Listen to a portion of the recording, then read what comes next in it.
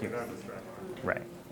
So I'll give a quick over about what's happening here, and then we'll head into the other room so that we don't distract our adjudicators. But this is adjudication.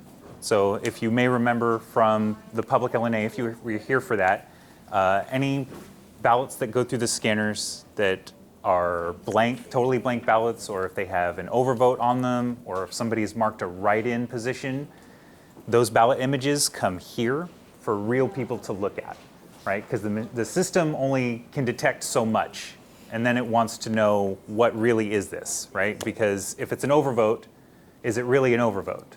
People vote in lots of different ways. Sometimes they vote for one and then they don't want that, so they cross it out, and then they vote for another one. But the system only sees there's 2 marks, right, in a vote for one, so it says this is an overvote. But humans can tell, well, it's not an overvote because we can see they've corrected it, right? And we have guidelines that help us to make those determinations. We use consistency of the voters' voting patterns to try to determine the voter's intent, along with many established guides that indicate a voter's potential intent. So that's what they're doing right now. We have a lot of write-ins this election, we're noticing. It's actually 50% overvotes with 50% write-ins, roughly. And sometimes they kind of cross over one another, right? So somebody has voted for a candidate and then voted in the write-in for that candidate. So we're not going to reject it. What we're going to do is, once we determine that the write-in vote is for the candidate that they voted for above, we just remove the write-in and give the candidate their vote.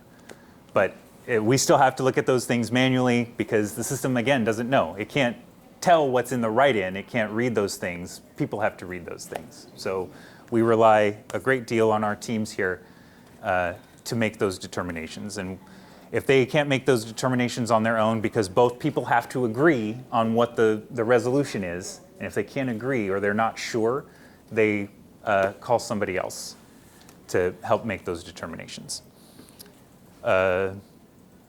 So any questions? Well, sorry, questions in there? Yeah.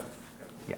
So these are the pallets that I mentioned earlier, if anybody's curious. They're empty. And they're pretty much empty. All right, so we're going to go into this room over here.